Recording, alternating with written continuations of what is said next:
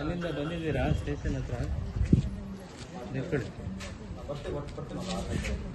ಎಷ್ಟು ಗಂಟೆ ಬಂದಿರಿ ನೀವು? ಮಧ್ಯಾಹ್ನ 12:30 ಹೌದಾ? ಅಲ್ಲಿ ಹೋಗಿದ್ದೀರಾ ಕೊಪ್ಪಗ ಸ್ಟೇಷನ್ಗೆ? ಕೊಪ್ಪ ಸ್ಟೇಷನಿಂದಲೇ ಬಂದಿದ್ವಿ. ಅಲ್ಲಿ ಮಾತಾಡಿ ಏನಂತ ಅಂದರು? ಇಲ್ಲಿ ಹೋಗಿರಿ, ಎಲ್ಲ ರಿಪೋರ್ಟ್ ಎಲ್ಲ ರೆಡಿ ಆಗಿದೆ, ನಾವು ಕಳಿಸ್ತೀವಿ. ಈಗ ಇಲ್ಲಿ ಏನು ಹೇಳಿದ್ರು? ಇಲ್ಲಾಗೆ ವ್ಯವಸ್ಥೆ ಬರಬೇಕಂತ ಬರ್ತಾರಂತೆ. ರಿಪೋರ್ಟ್ ಬಂದಿಲ್ಲ ಅಂತ ಇದೆ. ಎಂತ ರಿಪೋರ್ಟ್? ಅಂತ ರಿಪೋರ್ಟ್ ಬರಬೇಕಂತ.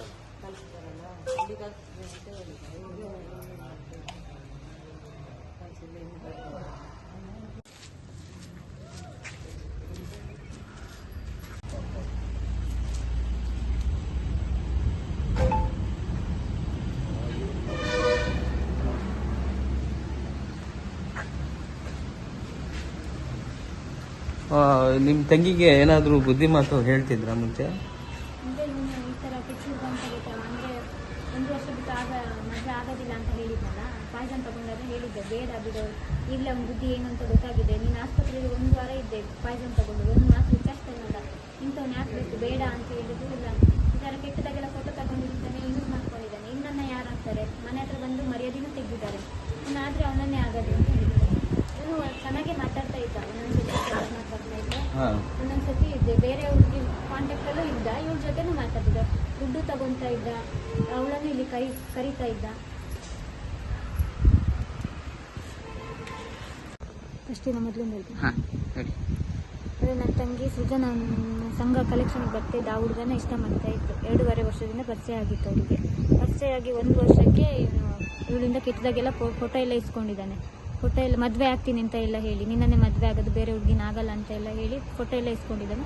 ಫೋಟೋ ಎಲ್ಲ ಇಸ್ಕೊಂಡು ಸ್ವಲ್ಪ ದಿವಸ ಕೇಳಿದ್ದಾನೆ, ಮದುವೆ ಆಗೋಕ್ಕಾಗಲ್ಲ, ನಮ್ಮ ಮನೇಲಿ ಅಮ್ಮ ಒಪ್ಪಲ್ಲ, ನಿಮ್ಮದು ಬೇರೆ ಜಾತಿ, ನಮ್ಗಿಂತ ಕೆಳಗಿನ ಜಾತಿಯವರು, ಮದುವೆ ಆಗೋಕ್ಕಾಗಲ್ಲ, ನಿನ್ನ ಮದುವೆ ಆದರೆ ನಮ್ಮ ಅಮ್ಮ ಸಾಯ್ತೀನಿ ಅಂತ ಹೇಳ್ತಾ ಇದ್ದಾರೆ ಅಂತ ಹೇಳಿದ್ದಾನೆ ಇವಳಿಗೆ.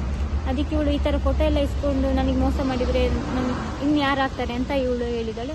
ಆಮೇಲೆ ಅವ್ರ ಅಮ್ಮನಿಗೆಲ್ಲ ವಿಷಯ ಗೊತ್ತಾಗಿ ಮನೆಗೆ ಬಂದು ಮಾತಾಡಿದ್ದಾರೆ. ಅವ್ರ ಅಮ್ಮ, ಇವನು ಸೃಜಾನ್ ಭಾವ ಎಲ್ಲ ಬಂದಿದ್ದಾರೆ, ನನಗೆ ಬಂದು ಮಾತಾಡಿದ್ದಾರೆ. ನಿಮ್ಮ ಮನೆಗೆ? ಹಾಂ, ನಮ್ಮ ಮನೆಗೆ ಬಂದು ಅಂದರೆ ಮದುವೆ ಆಗೋಕ್ಕಾಗಲ್ಲ, ನಿಮ್ಮ ಹುಡುಗಿಗೆ ಹೇಳಿ ಅಂತ ಬುದ್ಧಿ ಹೇಳಿ ಅಂತೇಳಿ ಬಂದಿದ್ರು. ಅದಕ್ಕೆ ಇವಳು ಹೇಳಿದಾಳೆ ಫೋಟೋ ಎಲ್ಲ ಇಸ್ಕೊಂಡಿದ್ದಾನೆ ಕೆಟ್ಟದಾಗಿ, ಈಗ ಆಗಲ್ಲ ಅಂದರೆ ನನ್ನ ಮರ್ಯಾದೆಲ್ಲ ಹೋಗಿದೆ, ಮತ್ತು ಈಗ ಮನೆ ಹತ್ರ ಬಂದಿದ್ದೀರಲ್ಲ, ಪಬ್ಲಿಕ್ ಆಗಿದೆ, ಏರಿಯಾಕ್ಕೆಲ್ಲ ಗೊತ್ತಾಗಿದೆ, ಇವನ ಪ್ರೀತಿಸಿದಂತೆಲ್ಲ ಗೊತ್ತಾಗಿದೆ, ಇನ್ನು ಇವನ ಮದುವೆ ಆಗದೆ ಇರೋಕ್ಕಾಗಲ್ಲ ಅಂತ ಹೇಳಿದ್ರು. ಅವ್ರು ಆಗೋದಿಲ್ಲ ಅಂದಿದ್ದಕ್ಕೆ ಇವ್ರು ಸೂಸೈಡ್ ಮಾಡ್ಕೊಂಡಿದ್ದು ಅಲ್ಲಿ ಮಣಿಪಾಲದಲ್ಲಿ ಆಸ್ಪತ್ರೆಯಲ್ಲಿ ಅಡ್ಮಿಟ್ ಮಾಡಿದ್ವಿ. ಆಮೇಲೆ ಇಲ್ಲಿ ಅಲ್ಲಿಂದ ಬಂದ ತಕ್ಷಣ ಕೊಪ್ಪ ಸ್ಟೇಷನಲ್ಲಿ ಕಂಪ್ಲೇಂಟ್ ಕೊಟ್ವಿ, ಈ ಥರ ಹುಡುಗನ ಸೂಸೈಡ್ ಮಾಡ್ಕೊಂಡಿದ್ಲು ಅಂತ ಎಲ್ಲ ಹೇಳಿ. ಆ ಹುಡುಗನ ಕರೆಸಿ ವಿಚಾರಿಸಿದಾಗ 1 ವರ್ಷ ಬಿಟ್ಟು ಮದುವೆ ಆಗ್ತೀವಿ ಅಂತ ಹೇಳಿದ್ದೆ. ನಾವು 1 ವರ್ಷ ಬಿಟ್ಟು ಮಾತಾಡ್ಕೊಂಡು ಚೆನ್ನಾಗಿದ್ದಾಗ ಒಂದು 2-3 ತಿಂಗಳ ಹಿಂದೆ ಒಂದು ಹುಡುಗಿಯಿಂದ ಫೋನ್ ಕಾಲ್ ಬರ್ತದೆ ಅಂತ, ನಾನು ಸೃಜನ್ನ ಮದುವೆ ಆಗೋಳು, ನೀನು ಅವ್ರಿಗೆ ಕಾಲ್ ಮೆಸೇಜ್ ಮಾಡಬೇಡ ಅಂತ. ಅದಕ್ಕೆ ಇವಳು ಹೇಳಿದ್ದಾರೆ ನನ್ನ ಮದುವೆ ಆಗ್ತೀನಿ ಅಂತೇಳಿ 1 ವರ್ಷ ಆಗ್ತೀನಿ ಅಂತೇಳಿ ಕಂಪ್ಲೇಂಟ್ ಆಯಿತು, ಸ್ಟೇಷನಲ್ಲೆಲ್ಲ ಹೇಳಿದ್ದಾನೆ. ಮತ್ತು ನನಗೂ ಮೆಸೇಜ್ ಕಾಲೆಲ್ಲ ಮಾಡ್ತಾ ಇದ್ದಾನೆ. ಅವ್ರ ಅಮ್ಮನೂ, ಸೃಜನ್ ಅಮ್ಮನೂ ಆ ಹುಡುಗಿ ಜೊತೆ ಮಾತಾಡಿದ್ದು ರೆಕಾರ್ಡ್ ಎಲ್ಲ ಇದೆ.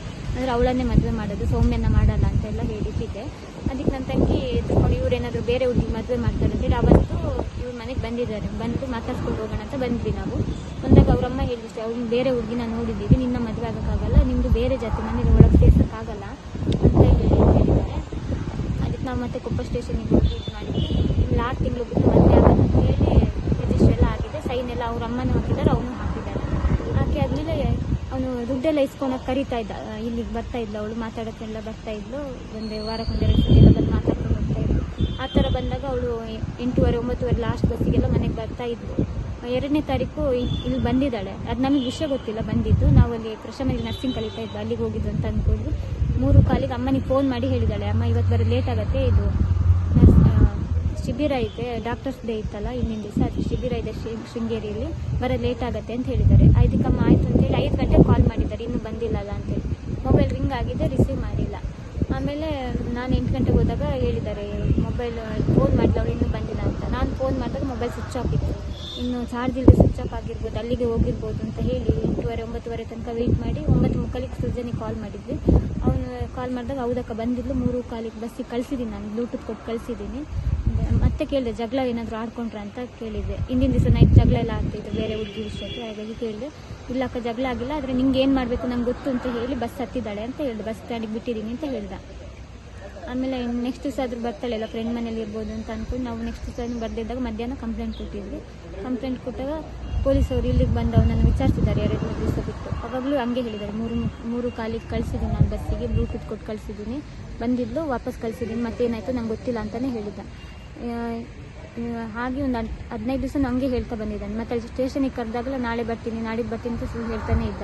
ಆಮೇಲೆ ನಿನ್ನೆ ವಿಷಯ ಗೊತ್ತಾಯ್ತು, ಅವನೇ ಕೊಲೆ ಮಾಡಿದ್ದಾನೆ, ಅವನನ್ನು ಅರೆಸ್ಟ್ ಮಾಡಿದ್ದಾರೆ ಅಂತ ಗೊತ್ತಾಯ್ತು. ಯಾವಾಗ ಹೋಗಿದ್ದು ತಂಗಿ ಮನೆಯಿಂದ? 2ನೇ ತಾರೀಕು. 2ನೇ ತಾರೀಕು. ನಿಮಗೆ ಗೊತ್ತಾಗಿದ್ದು ನಿನ್ನೆ?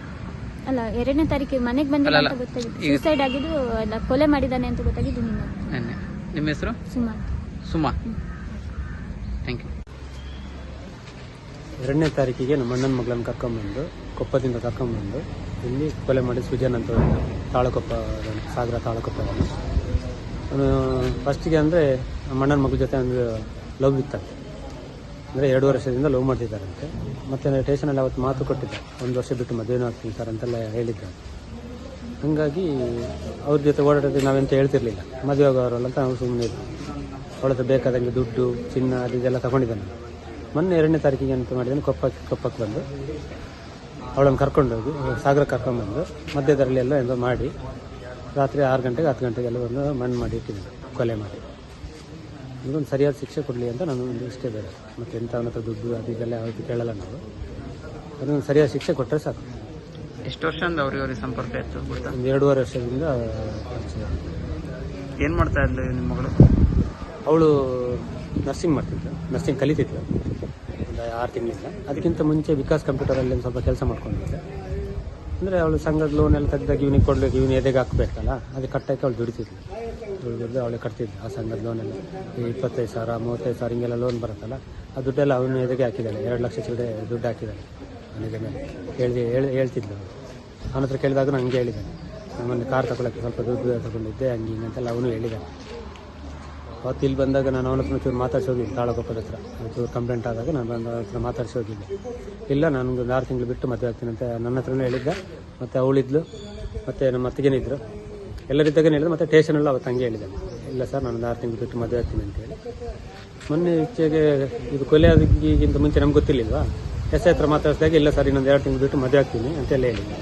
ಈಗ ಕೇಳಿದರೆ ಅಂತರ್ಜಾತಿ, ನೀವು ದಲಿತರು, ನೀವು ಪರಿಶಿಷ್ಟ ಜಾತಿಯವರು, ಹಂಗೆ ಹಿಂಗೆ ಅಂತೆಲ್ಲ ಬ್ಯಾಡ್ದಿದ್ದೆ ಮಾತಾಡ್ತಿದ್ದೆ. ನೋಡಿದರೆ ಹಂಗೆ ಮಾಡಿಬಿಟ್ಟ. ನನ್ನ ಮಕ್ಕಳನ್ನ ಸಾಯಿಸಿ ಒಳ್ಳೆಯಲ್ಲಿ ದುಡ್ಡು ಕೇಳಿದ್ದೇನ, ಅದಕ್ಕೆಲ್ಲ ಹೊಡೆದು ಸಾಯಿಸಿಬಿಟ್ಟಿದೆ ಅಷ್ಟೇ ಸರ್. ಎಷ್ಟು ದಿನ ಆಯ್ತು ಹೋಗಿ?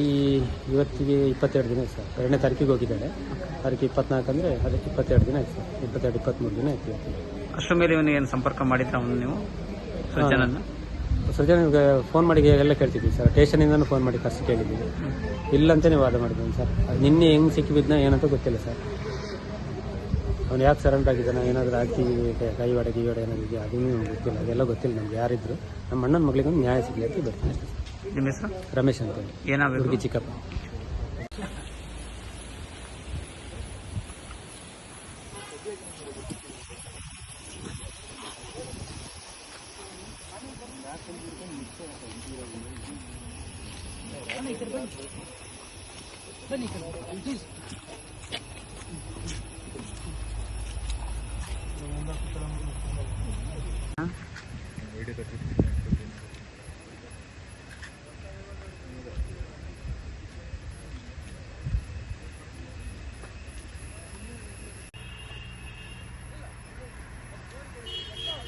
ಪ್ರೊಸೀಜರ್ ಆಗಿಲ್ಲ.